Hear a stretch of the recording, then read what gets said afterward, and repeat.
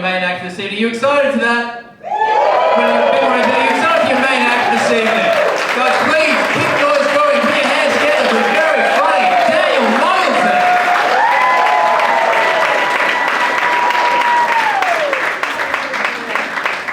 Thanks so much. Guys, Tom Whitcomb, how good's that, right? Come on. Exactly. I told you he was a favourite. I meant it. Thank you for coming. It's really kind. It's really kind of you all to be here. Thank you for just taking that row, brother. I respect that. Anyone coming or just... Nah, just you? Fucking, I respect that. That's someone who takes the virus seriously and also not seriously at the same time. You know, it's like, I'm going to be out, but I'm not going to be near anybody. I don't want to be around that. Yeah, get a drink in, you may as well. Good to see you. You came to one of the other shows. I remember you. Yeah, you're one of those young people. How, 22 or something? 22, fucking disgusting. Look at that youthful face with its fitting skin. Ew. I can't take anything young people say seriously anymore because I just think about how much their skin fits when they're talking. Like that's where I'm at now. Because like I'm 32, now my skin fits like a 13-year-old boy wrapped a present, right? It's no good. There's like excess over here, a tear over here, sticky tape and shit, you know? It's no good. Thanks for coming twice in a week. That's very kind. Twice in a week, coming. That's something every man can aspire to. Okay. But no, thanks for being here. This is an encore of my show that I did at the Sydney Comedy Festival. If you saw that and you're like, fuck, he writes quickly, you're going to be very disappointed, unfortunately. But can we take a second to appreciate, I didn't know that Tom was going to dress like me tonight. He asked me a week ago to borrow a tracksuit for a dress-up party. And then just turned up being like, sup, dude? And I was like, man, this is loyalty, you know? Like, the uniform really does mean that people believe what you know, fascists get it. Like, you know, it's just like, if you're willing to copy what I wear, fuck, you must agree with my beliefs. It's nice. But, fucking alright, guy, can't get too late. That's alright. In a small crowd, you're a bit more accountable, you know? It's just like, fuck, I'm a bit slower than the rest of them, but I do think you're funny, you know? Which I respect, which I rate. Yeah, I feel like, yeah, the tracksuit, especially in Australia, the tracksuit needs explaining, you know? Like, you guys are just looking at me and being like, does he know he's fucking red? Like, does he know he cannot be near a bull at the current time? Basically, I lived in the UK for 2 years, and this was my attempt to assimilate into British culture. I think I fucking nailed it, personally. Yeah. This is pretty good stuff. Now I wear it back in Australia and people look at me and they're like, you just look flammable. That's not going to make it through bushfire season, mate. That's 100% polyester. That's no good. That's not a breathable material. Yeah, that's my material. Impressive. No, I left the UK December 2019, which is also known as nailing it. I want you to know that joke was funnier in June.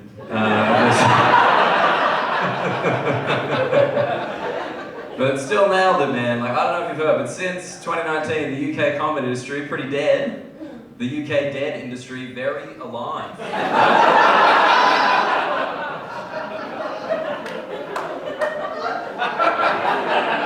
Clapping's probably a bit much, to be honest. It's just like, fuck, did God get him? Good. I like that. That's nice. That makes me happy. No, weirdest response. You're not the weirdest. This one lady I had yelled out, too soon! I was like, it's still happening. You can't yell too soon at a joke about a pandemic during a pandemic. That's like yelling too soon in between towers 1 and 2 going down. On 9/11, right? People still need to die. It's always nice to find the line early. Yeah, it's good. Everyone's like, how dare you? I had one person clap that, and I was like, fuck, do you hate America or twins? You know, could go either way. But no, it's nice being back. It's nice being in Sydney. Like, I like being in Sydney because it's Australia's only real city. You know, like, this is it. Like, come on, don't fuck around. Like, you know, Adelaide's trying. Like, this is a city. We have public transport because people have to be places. Adelaide has public transport because they played Monopoly and we're like, why not? You know, like, let's get some utilities in here. Maybe they'll make a board of us one day. But yeah, it's weird being there because like I was just there like 2 weeks ago, spreading Omicron, you know, doing my bit. And Fucking nobody here feels like any empathy for South Australians at all, right? Of course not. Of course not. Adelaide's the only place in the world where COVID is actually a hoax. There is no trace of a pandemic there at all. And you can tell because the way people cross the street, they still push the button with their finger.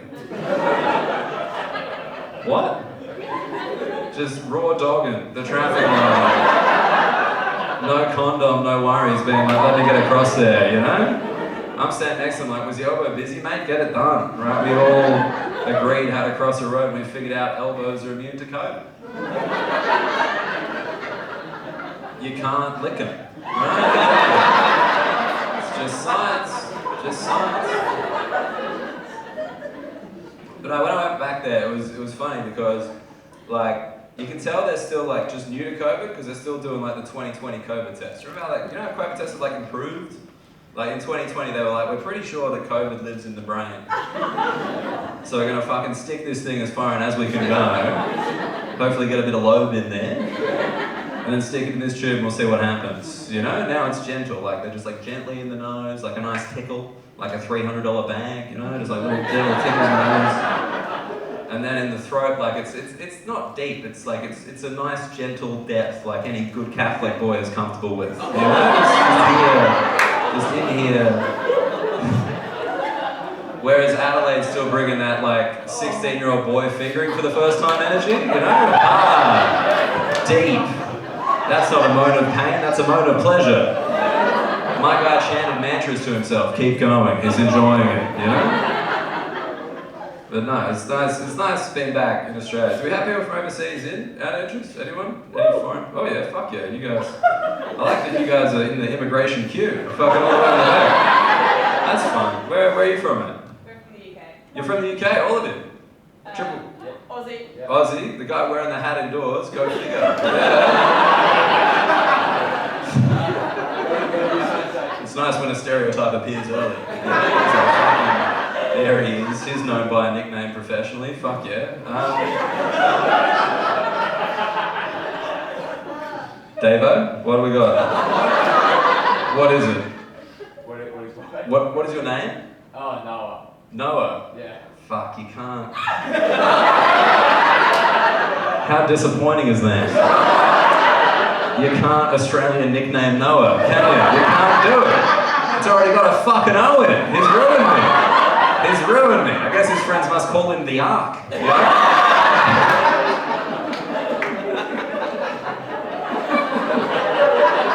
You fucking almost had me, brother, but I got you. That's actually what God said to Noah. Yeah? Two of every animal, alright. And here Noah is with two people. Fucking, it's appropriate. It's good. Not calling you guys animals, but as an Australian, that's not an insult, in fairness. So, sorry, UK. What's your name? The one who's enjoying this. There's the one with Noah who's like, this is the worst night of my life. And then there's the other one who's just like, fuck, this is a bit of alright, you know? He's dressed up for me, fucking good on him. What's your name? Molly. Molly, nice to meet you, Molly. I'm Daniel, I'm the guy. So like, was it difficult for you to immigrate to Australia? I mean, yeah, lots of family in 3 years. So pretty big. What? Yeah, it's pretty hard. It is hard? Well, it was okay coming over here. We had to do farm work. That was shit. You're currently answering questions that haven't been asked. I was like, is it hard? And you're like, fuck, you know what's hard? Listening to this whole story. I reckon. No, that's chill, Molly. Fucking get on it, dude. Like that's fine. Get on the anecdote. I'm keen. Sorry, like just when you said it is hard to come here, I want you to know that as an Australian, good. Like, we like hearing that. We like it to be hard to come here. That's a big part of Australian culture, you know? You meet someone like from Brazil, you're like, holy shit, you're from Brazil, that's fantastic. Was it difficult for you to move to Australia? And they're like, yeah, a lot of paperwork, a lot of interviews. I'm very lucky to be here. But as Australians in our heads, secretly, we're like, good. You better fucking want it, mate. Oh, you want to stay? Then pick some strawberries. Get it done. Alright, get it done. You got the strawberries, Molly? Tomatoes. Oh man, lucky you. I personally, in my head, when they want to stay, I hope they pick the strawberries with the needles in them. That's what I want. It's like Fear Factor. How bad do you want citizenship? You know? I like that. I relationship with racism because other countries are embarrassed by theirs, but we're oddly proud. We're like, mate, we're so good at it, it's entertaining. That's why I put it on TV. That's all Border Patrol is. That's just Australian racism filmed and shown to other markets as a warning. That's why every episode is just some guy stopping someone at customs being like, you cannot bring fruit in. You cannot bring it in because you have to pick it if you want to stay. Right? It's a simple system. You can't do it ahead of time. You've got to do tomatoes like Molly. That's what you've got to get done. But yeah, like that was one thing. I don't get the right idea about the early jokes. More. I love British people, man. I was sad when I left the UK. I was like, man, I'm not going to see British people anymore. And then I remembered, nah, they turn up. That's a big part of British culture, turning up. They fucking love it, you know? Like, I don't know if you guys know anything about Australian history, but British people turned up. Yeah. Pretty big moment. There's actually a comprehensive list of all the places they turned up. It's known as the Commonwealth Games. They turned up a lot of places. And the way that Australia chooses to remember them turning up is by eating a sausage in bread. That's what we do, which is actually a beautiful metaphor for what happened, because you've got the sausage representing the indigenous population. Enveloped in bland, white bread. Then some tomato sauce to represent the genocide. And then onions, because we knew Europeans would turn up eventually. Right?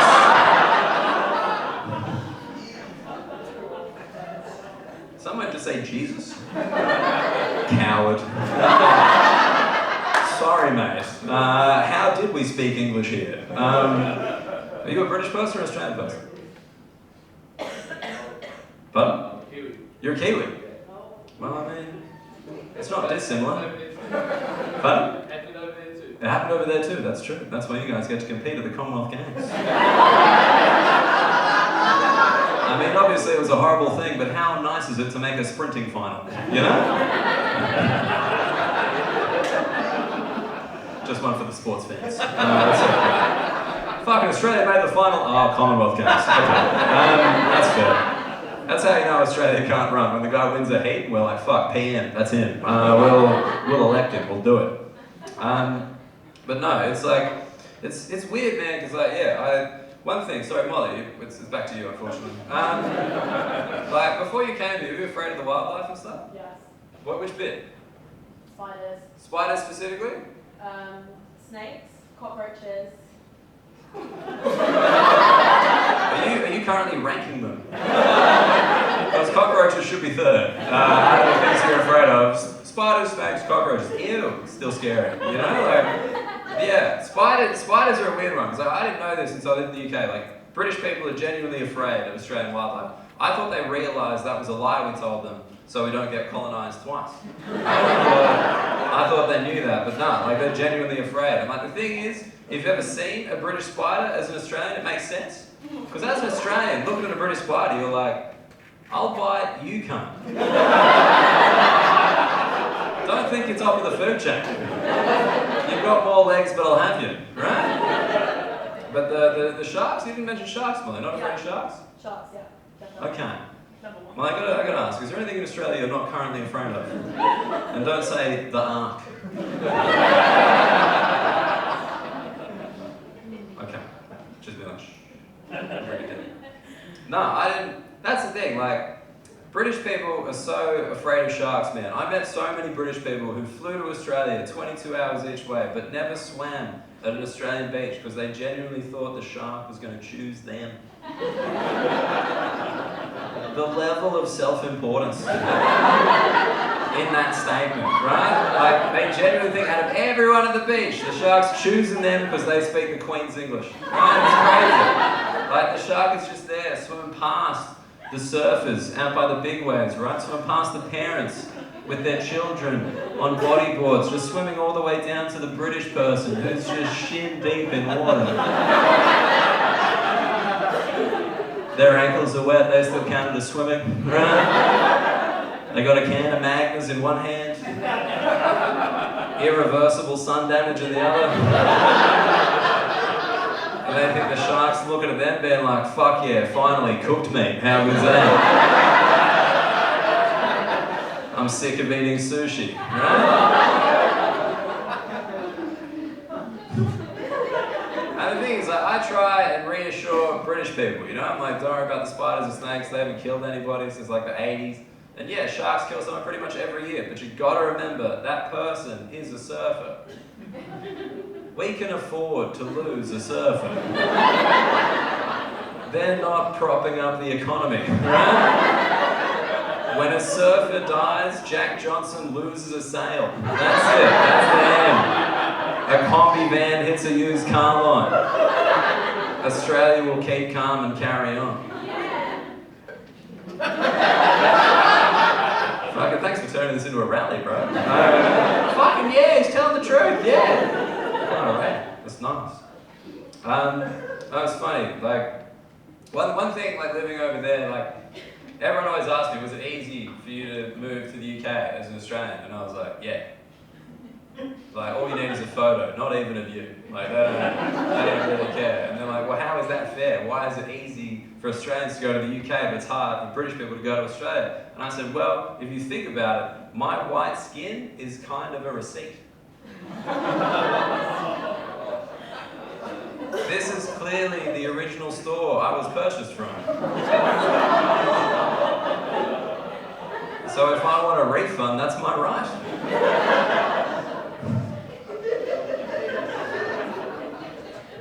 Just enjoy these on your own time. I like that. I like a crowd on different internet speeds, you know?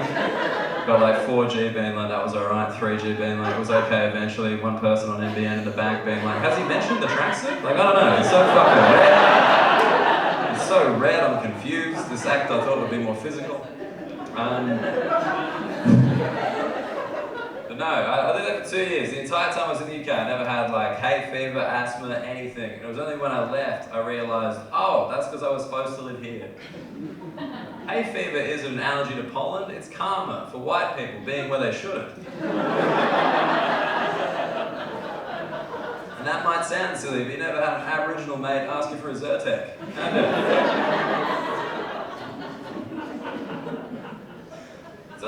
Don't get the wrong idea when we talk about all this colonisation stuff. Like, I'm not like preaching like I'm right and you're wrong. Like, I fuck it up all the time. I just think we should talk about it. We've got to talk about shit because that's how you solve things. And like, you know, I fucked up recently. I was driving an Aboriginal mate of mine around Sydney, and we drove past the Aboriginal flag flying in someone's backyard. And I did what I think anyone would do in that situation, which was nudge him and point at the flag.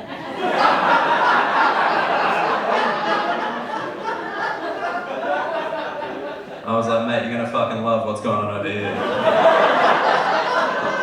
He's like, what is it? I'm like, the fucking flag, you don't see? Like, you're gonna miss it. And he's like, wait, Dan, are you pointing at the Aboriginal flag because I'm Aboriginal? And I was like, fucking, obviously, it's right there. Like, look, you're about to miss it, you know? Jesus. And he's like, you realise you can point wherever you want, it's all mine. Which is a good point, but a basic misunderstanding of flags, right? But, you know, he's a comedian as well. I was like, dude, you've got to do that joke on stage. That's so funny. That's great. And he did. He tried it a few times. And when he said it, no one laughed. Because when an Aboriginal person says that shit, you're all a bunch of guilty fucking white people, aren't you? Even the New Zealand guys, like, close enough, you know? I'm so sorry. So he was like, dude, do you want to start doing the joke? And I was like, wait, you want me to take the joke? And he's like, yeah. And I'm like, well, I guess we already took the land. Seems like the logical next step, right? But I would like to show some progress and take a second to acknowledge Dane Simpson, the traditional owner of that joke.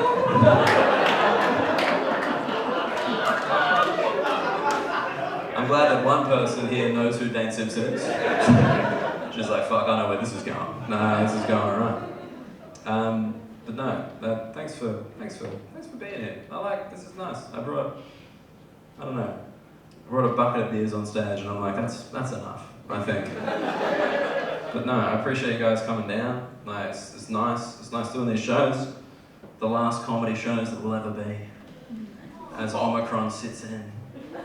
Have you been to Europe? It's fucking over again, cunts. It's done. Who wants to get back on Zoom? Fucking this cunt on his phone, apparently. Yeah, I got that peripheral vision, brother. That's how I can spot indigenous flags. Right in the corner of the eye. Not a problem. Pardon? It's the glasses. Oh fuck, that's a good one, bro. Yeah. Glasses that restore me to normal vision. Yeah. Do you think glasses with binoculars up until this point? They're like, fuck, he's like a telescope, brother. Wait, shit, you've got glasses on.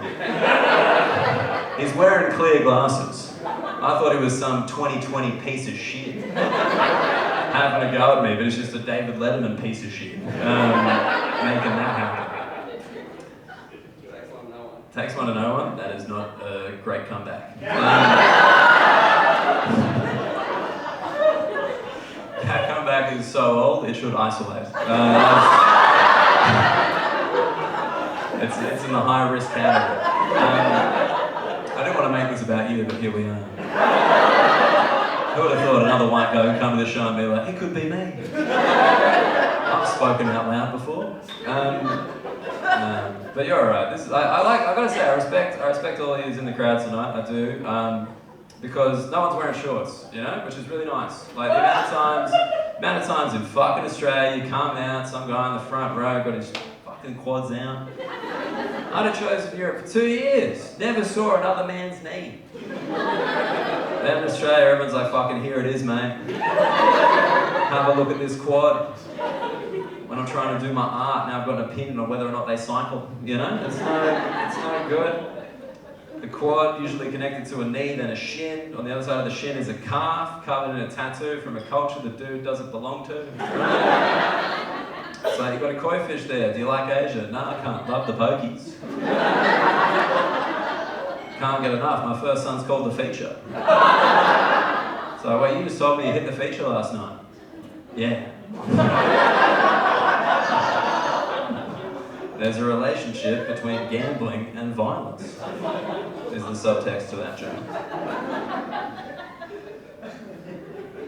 No, I like it. I like it that none of you have done that because, yeah, I was away for 2 years, and in that time, something happened. It's one of two things. I can't figure out what it is. Either tattoos got cheaper, or bogans got richer. I don't know what it is. They are fucking covered now, you know? I didn't realise buying a jet ski came with membership to a tribe. And like...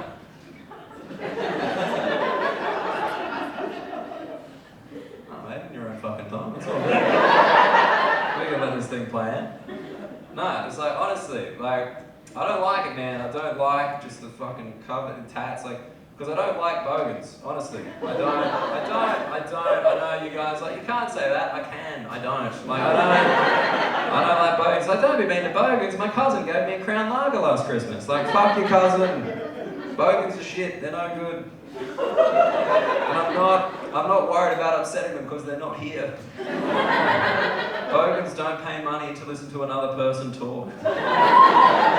It's not their thing. They didn't do it in school. They're not going to start now. I don't like bogans, man. I don't like them because they just kind of taken over the Australian identity. You know, like people when they picture Australians now, picture a mullet drinking beer from a shoe. And we take offence on their behalf, even though they're winning in this country. Bogans are fucking on top. Like, everything they touch, they take over. Look what bogans did to church. They went in there, looked at the stained glass, and they were like, I don't know about this, seems a bit woggy.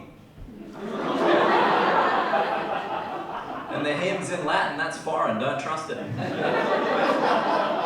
Why don't we move it from a church to a fucking stadium and then sing team songs to the Lord? That's all Hillsong is, right? That's just bogan Christianity. They just go in there and they're like, cheer, cheer the Jesus the Christ. Honour the name by day and by night, while our loyal sons go marching down to the TAB. Father, Son, and the Holy Spirit, you know? And we take offense on behalf of bogans. Why? They hate you. Bogans hate you, individually and collectively. They fucking hate you. And I'll tell you how I know that, because no one has ever heard something positive yelled at them from a speeding car window. No fucking car with 2 spoilers on it's ever revved past me being like, fund the arts! It's never happened once. Not fucking once. They win everything in this country, every time. Every FM radio competition is won by a bogan. When the secret sound goes off, it's a bogan. Because the secret sound is never someone reading, is it? No. Bogans win the state of origin every year. It's amazing how in New South Wales that's a joke and in Queensland it's a threat. You know, it's crazy, the difference. They win everything. Look at who the Prime Minister is. That's the King fucking Bogan, right there. That's the King Bogan. You know how I know he's a Bogan? Because he wears a surf cap and he shit himself in McDonald's. That's Bogan behaviour. That is Bogan behaviour. Sorry, Noah. Seems like the time. But that's the thing, like, you know, we take offense on their behalf, we worry about them. When they don't worry about anything we worry about, like, you think bogans give a shit about climate change? No.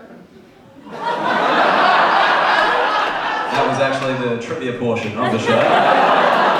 Congratulations, you won. Of course they don't give a shit about climate change. They're like, oh, the ice caps are going to melt, sea levels are going to rise, sick, that's just more room for me to jet ski. They don't give a shit.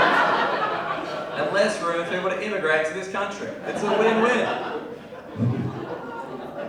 And this is the thing, I want to make very clear with this joke. People get offended being like, oh, it's like classes. It's not. It's not. There are rich bogans, there are poor bogans, there are white bogans, there's Asian bogans, there's Lebanese bogans, there's fucking every possible combination of bogan. It has nothing to do with any of that shit. Being bogan is one thing. It's a choice. It's believing in your heart, just deep in your heart, that knowledge is gain.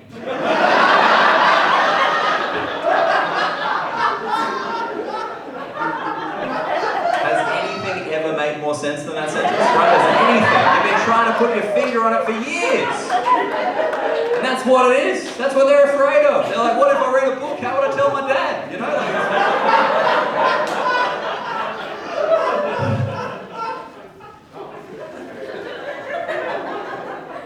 Man, you guys got to lift your game. I'm going over here. Fuck you guys are good. You guys are on this thing. And I should take a second.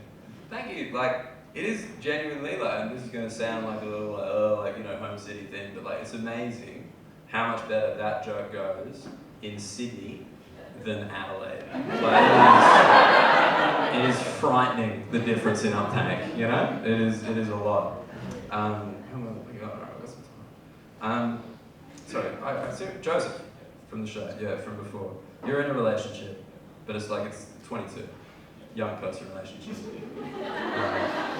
Not like serious, you know what I mean? Not like me and Noah. Because for me and Noah, it's between us and God. You know what I mean? Like, it's everyone's involved. Alright, that's too much from Noah.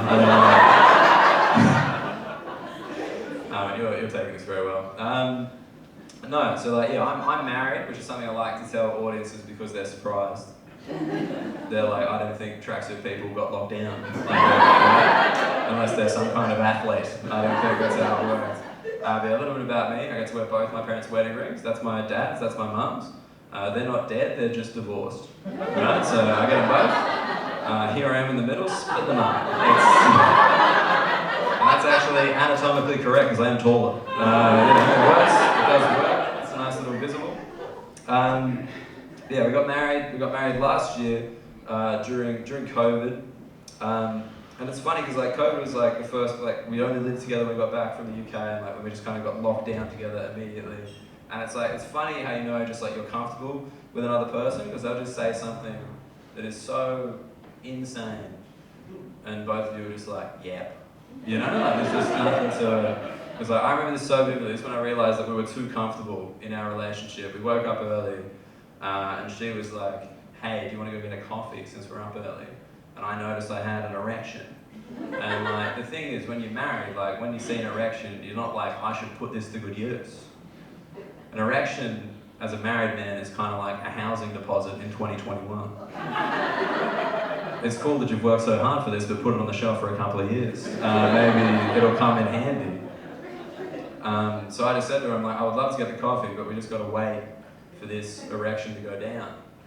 And then she did something which surprised me, which was she came up to me and she started lowering her head towards the erection, and I was like, well, this is unprecedented.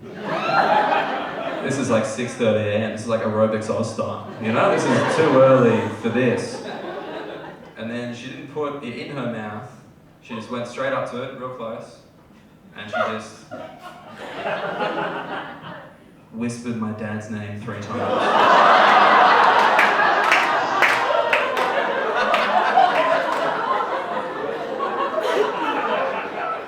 Leo Muggleton, Leo Muggleton, Leo Muggleton. And then the erection went down. And she was like, great, let's get a coffee. And I was like, whoa! You did not think that through. What if the erection doesn't go down? What happens then? What if my dick hears my dad's name 3 times and he's like, I'm here for you, son. I'm here for you more than your dad's ever been.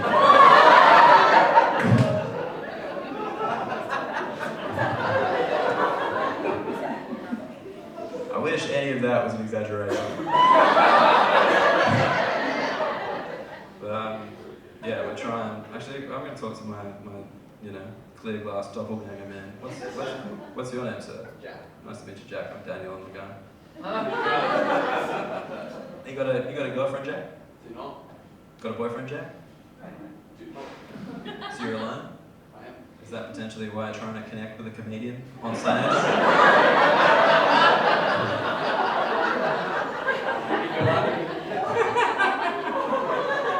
Now you know my dad's name, you know the key to my heart. Do you have any kids or anything like that, Jack? No. No. It's like, it's weird, man, because like, we're about, like, my wife and I are like about to start trying, and it's like, it's weird, because like, it kind of freaks me out, because I never, like, to have a kid, Jack, you probably won't know this, and Joseph, you definitely don't know, man. You're 22, you're like, 1 year removed from the puberty book, you know, it's like, there's gonna be hair where? Like,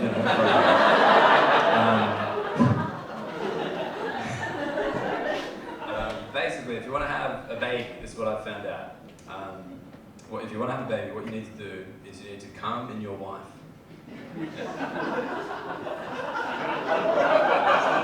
I know you guys are laughing, but I'm serious. That's actually what it takes. That's the scientific method for doing that. And like, it's weird to me because like, I've never done that before. Like that's not something I've done before. Okay, that's some rude laughter. I don't know that. It's just like, is that why you brought up Hillsong before? No.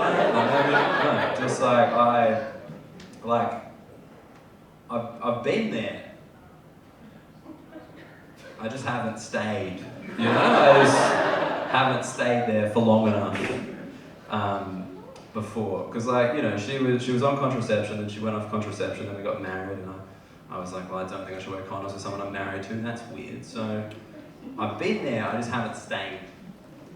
And to have a kid, you gotta stay. Like think about the movies. Like if you wanna have a kid, you gotta watch the credits too. Which is weird because like for the first 15 years of my sexual life, I had every urge to get the fuck out of the cinema.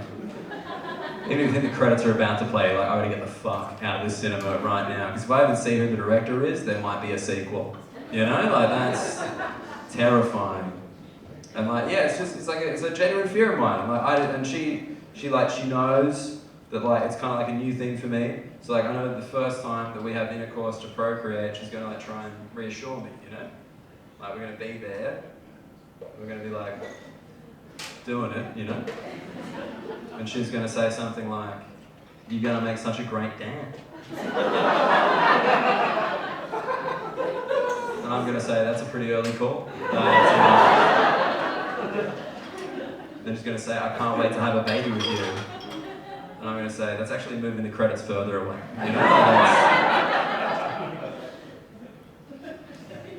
And then like just when I feel like, getting close, like the credits are about to play, like I'm just gonna be like right there. I just know that all that muscle memory built over like 15 years is just gonna kick in, and I'm gonna shove her off me and come safely in the air.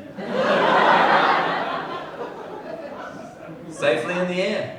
I'm a married man now. Shoot it up lands on me. That way, not on the sheets. Can't do that shit. That's messy, right? Lands on you. God gave you a belly button for a reason. Exactly. Get it in there. Clean it up with a day-old t-shirt. We've only got one planet. Let's not give bogans any more room to fucking jet ski, right? It's fucking... Like, I didn't know this when I was a younger man, Joseph, but like the only reason some women swallow is because it's the neatest option. And that's as far as I understand it. It's not actually the taste, right? I like everybody just being like, whoa, that just fucking went places. But no, it's a genuine fear of mine. And I tried to do a dumb thing to address that genuine fear. I tried to have an honest conversation with a male friend. Thank you, the boys over there. You fucking cooked it, bro. Your nickname's going to be credits for months. It's a nightmare scenario. Dude's unprepared for that shit. And I tried. I went to my friend Amos. I was like, Amos, I'm like scared to come in my wife. And he's like, why? I come in my girlfriend all the time. And I was like, yeah, but she's on the pill. And he's like, nah. And I was like, yeah, but you're wearing a condom. And he's like, nah. And then I was like, okay, it's because you're sterile and you haven't told me yet. And he's like, nah. And I was like, so what's going on? And he's like, well, she's got this app.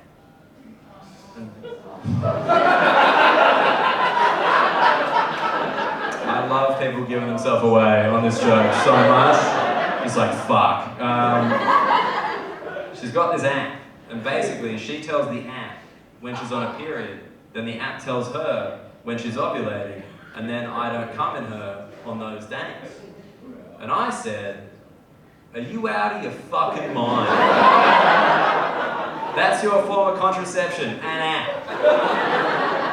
Remember when the government brought out the COVID Safe app? We were like, this doesn't seem secure. No, I don't trust this. An app, okay, how much does this app cost? And he said, I use the free version.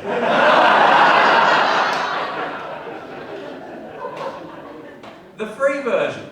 You have Spotify Premium, you fucking psychopath. Your sex playlist costs more than your safe sex.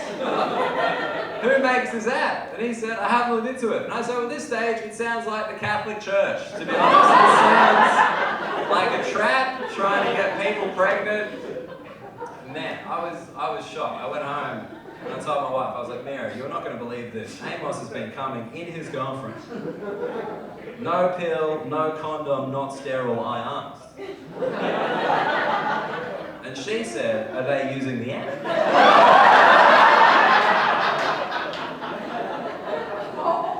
And I was like, you know about that? She's like, of course I know about the app. Jacinta uses it, Jessica uses it, they all use it. And I'm like, wait, you're friends with children? And she said, yeah. Free app, free baby, you get what you pay for, right? I actually did some more research on the app. So upgrade the premium, costs $7.99. Seems worth it. Just in case.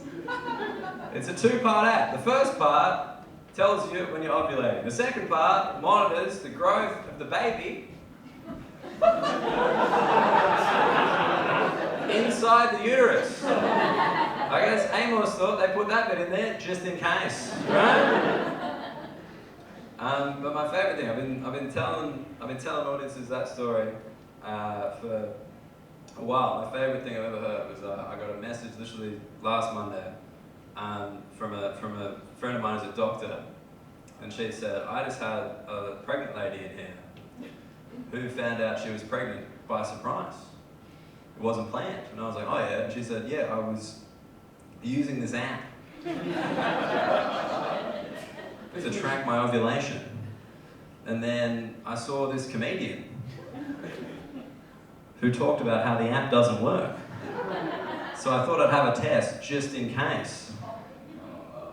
Turns out I'm pregnant. And the doctor said, do you remember the comedian's name? And she said, no. But he wears a tracksuit or some shit, and I was like, do you mean Tom Whitcomb? And I don't want to tell you what she decided to do with the baby, but I am now responsible for preventing as many pregnancies as that.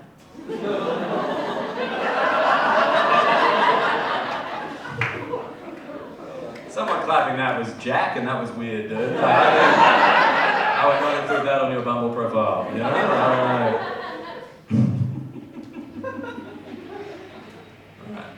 Alright. You guys have been very lovely. I gotta get out of here soon. Yeah, fuck it. But like, I'll be, this is kind of like a weird thing to do in the middle of this show, but I'll be in the stairwell. We have to exit through the stairwell. That's like a COVID thing. I'll be in the stairwell. If you want to get like a photo or anything, just come say hello. I did one of those tests this morning. I'm good. I've got some t-shirts as well if you want to buy them. It's me space and 2 Daniel Muggleton face masks. There's 2 with my face on it. There's only 2 that remain, and you can get them. I thought I saw someone wearing one before and it freaked me out.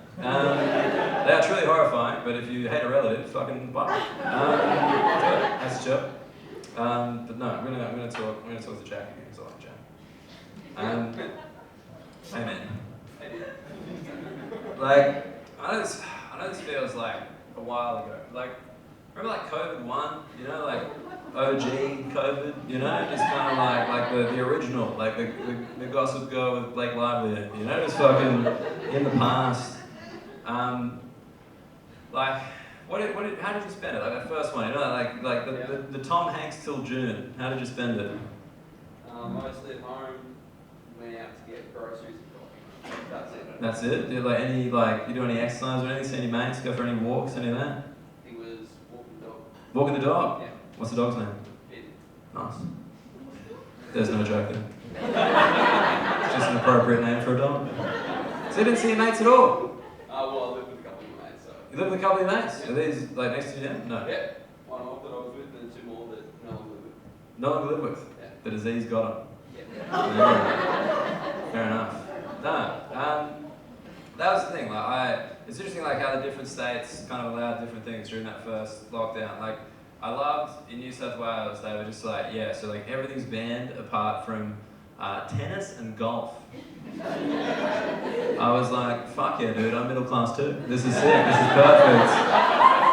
I thought we should ban those POV sports for years. You know, like, basketball's a gateway drug to immigration. Don't trust that shit. No thanks. But yeah, like they did that, and I was glad, man, because like Jack, I don't know, like, you know, you seem like a pretty relaxed guy, like, you know, I needed that because like I just can't ask like another man to spend time with me. Like, I need some kind of activity, you know. Like I just can't be like, hey Jack, do you want to come over?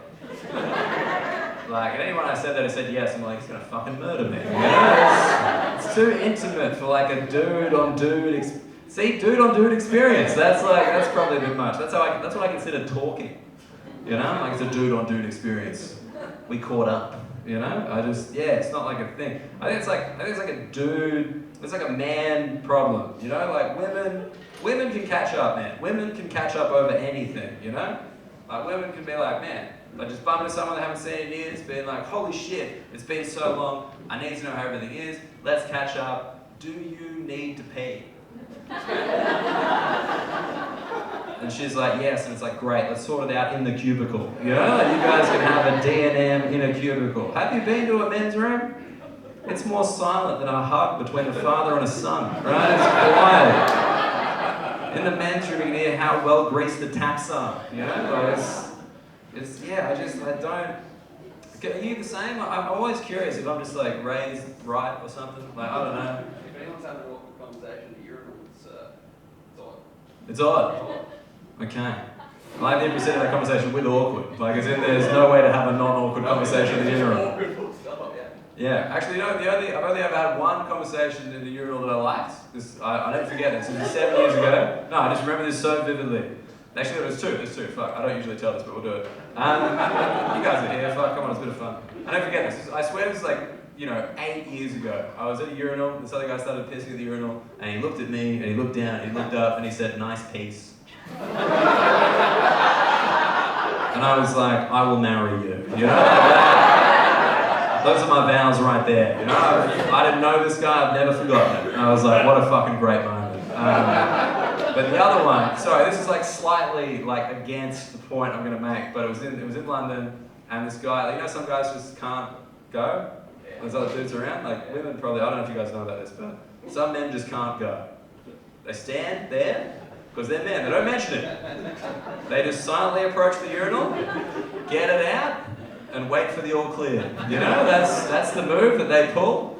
And there was a guy doing that in London. It was like a crowded restroom. So then every other dude helped out. I turned on all the taps. I was like, let's get those going. This other guy said, "You can do it, bro." And then we all left. And he came out and was like, that is the only time I've ever seen men work together. That is it. In my whole 32 years of fucking life, that was that one time I was like, we can help each other. We can.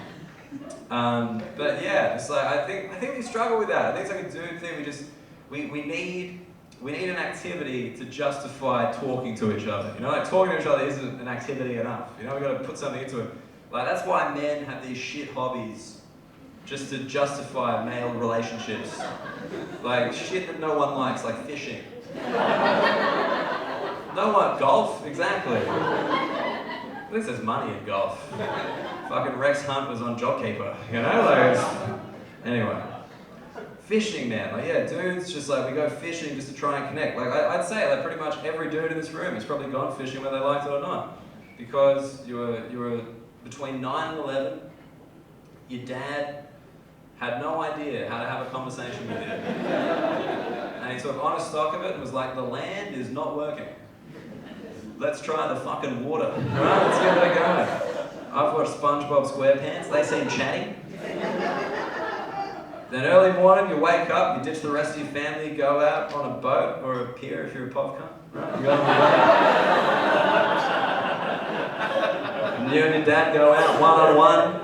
He's psyched to have a conversation, you're psyched to have a conversation, then you get there, the engine turns off, and you're like, fuck, maybe I should start. Hey Dad, and he's like, shh. You're gonna scare the fish. I'm like, understood. Then you don't talk for 3 hours, go back to shore, you're like, maybe next time Dad, and he's like,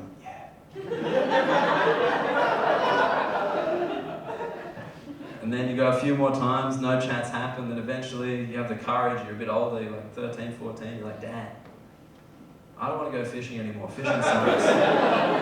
And he's like, I know.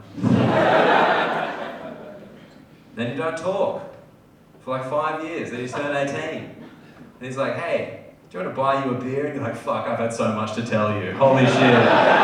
So much has happened. I'm going in for the hug after 2 pints, for sure. Lock that in. Lock that in. We just have these shit hobbies to try and justify male friendships, like bouldering. Yeah, there's obviously this fucking rooms of bouldering fucking sponsored by Patagonia t-shirts and other personalities. Ugh.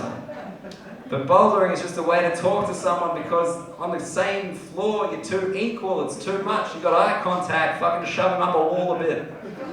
It's so much easier to talk to someone when you're not looking at their eyes, you're looking straight into their asshole. He's up there, let's unload. I think my relationship with my mother changed when I lost my virginity. Want to come down? I was like, fuck no. That's actually how men motivate each other. That's why I went to space, to avoid a DNM. It's such a dude problem, and I wish I was better than it. I wish I had a solution to it. And the thing is just shit hobbies, man. I got mine. You're watching it.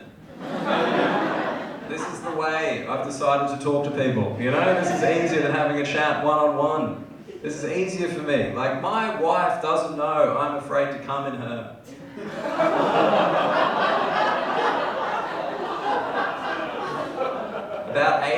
do. You know, isn't that weird? Isn't that weird? Like, you know that and she doesn't? Like, every honest conversation I've had with my dad is, he comes to my show, he watches it, and he doesn't say anything, and then 2 weeks later, I receive an email with his thoughts. It's nice. It's nice to know he cares. But like, it's weird, man, because like, I've not had a deprived anything. Like my relationship with my dad is great. And like, it's weird. I get annoyed. Like, Hannah Gadsby had that special where she talked about how she has to lie in her comedy to like make it funny. It's like, no, this is the only place I tell the truth, you know? This is all I got. And it's like, I just wish we were better than that, you know? Like, I wish we found a way to figure it out, because like, we can't rely on the hobbies forever, because dudes get old. You can't fish when you're 90, you know? Your knees go, your back goes, you can't boulder no more. So how do you talk to someone? You don't. You just hope you have a partner in your life you can talk to, and fucking God forbid if your wife dies first. Who are you going to talk to then? Your children? You haven't figured it out in 50 fucking years. So you're like, you know where people talk? The radio. Chuck that on. Listen to the radio for 24 hours a fucking day, right? Try to start with FM. That's not going to cut it. Rap music sounds foreign. I don't like it. So you switch over to AM and start hearing some spicy fucking opinions all day long. Then you turn up to Christmas being like, have you heard some people think that the sausage is lucky it got bread? You're like, oh man, I don't even know how to start with this. We're going to need to go fishing several times for me to bring this shit up. And yeah, just like, I wish I had a solution. I feel like very lucky to have the dad that I had. He's been like a great dad. But now that I'm about to have a kid, I'd like to ask him how he did that. But I don't know how to talk to him yet. You know, like, that's the thing. I've got some very nice things to say about my dad, but he's gonna not hear them because they'll be in the eulogy. And that's the way he would have wanted it. But yeah, I hope we fucking figure it out, man, because like, we don't need AM radio anymore. And I'm running out of time because my wife just downloaded the app. That's the end of the show. Thank you so much. I'll be